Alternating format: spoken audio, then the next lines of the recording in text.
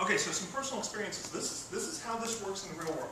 December 24th, Christmas Eve, my wife and I are up at Littis, PA, where her parents live. Great people, wonderful people. And I check in, Cafe Chocolat on Main Street in Littis. That goes out on Twitter. A few minutes later, Browse About Books says, hey, have you ever been to Aaron's Books in Lititz? It's a great little bookstore. All right, let's put this in perspective. I live in Newark. I am in Lititz. I push one button, and somebody in Rehoboth says, hey, check out that bookstore around the corner.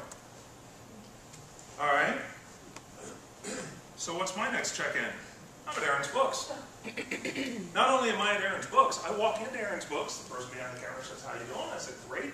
Somebody in Rehoboth just told me, and before I could say anything else, they said, you're Ken Graham. Oh my gosh. They have been following the Twitter conversation. Okay? Now, yeah, I'm hearing some reaction like, oh gosh, a little scary. Right? I said stalkers. I do. Or stalking your page. Okay, there is, okay, yeah, again, this falls into that common sense, you know, if you've got a stalker, or if you do learn how to use it, like really smart to throw them way off your trail. Checking in at Ken's house. Quick note, I do not have my home as a location to check in, okay? So I know some people do. Doesn't happen. But, okay, so before this, I'd actually been to Aaron's Books before.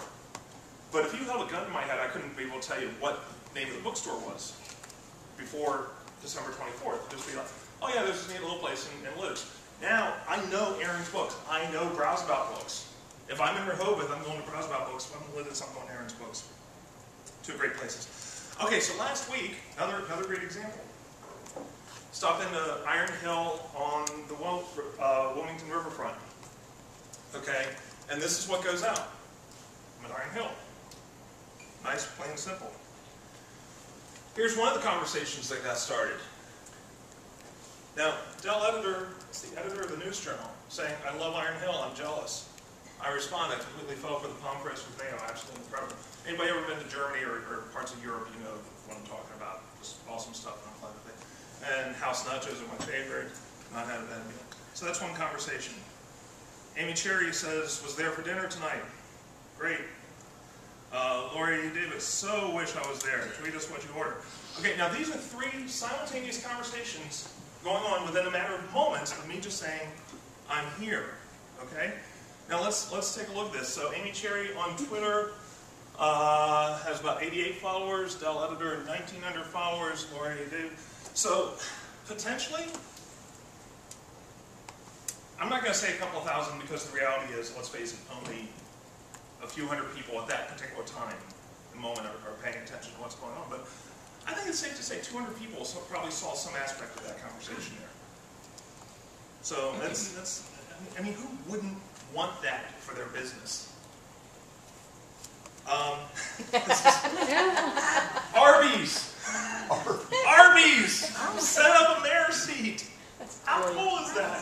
That's brilliant. Okay, I have no idea where that Arby's is. I just went through and did a quick Google search and that came out.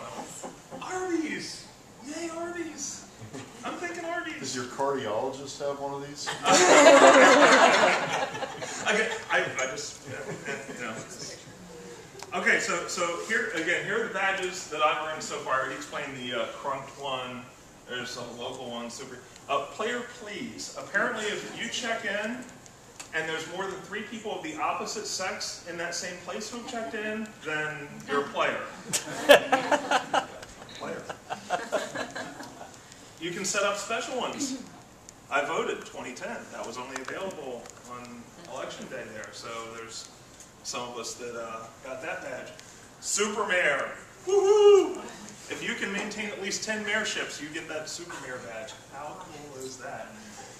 You can work with Foursquare to create your own badges, as the state of Pennsylvania just did.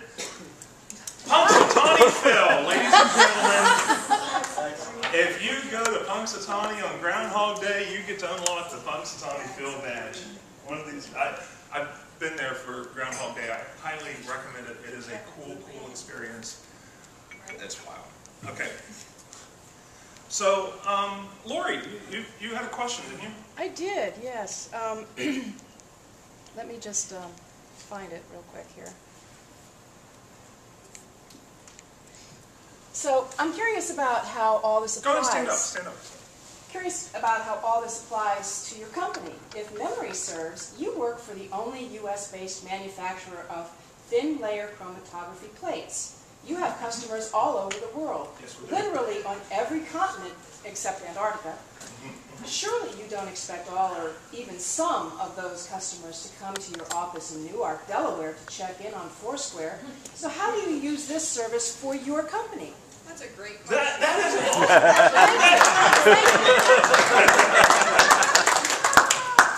That is a great question. And I'm sure some of you have been sitting here. No. You work for an accounting firm, you work for whatever, you're sitting there thinking, okay, this is all great, but I don't, people are, especially those working from home or whatever, I don't expect people to check in on Foursquare. Okay, so just as an example, and my boss, Steven, is here, and we just had this great conversation last week about what we're planning on doing at the next big trade show that we go to. So we're heading to Atlanta in a couple months.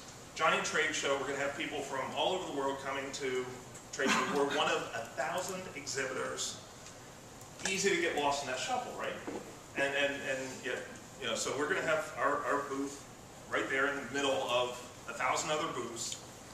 And the trick is, how do you get people to come to your booth? Well, we're going to set up the Foursquare check-in right there, which means people simply walking into the convention center are going to get on their device real quick and go, oh, I need to check in.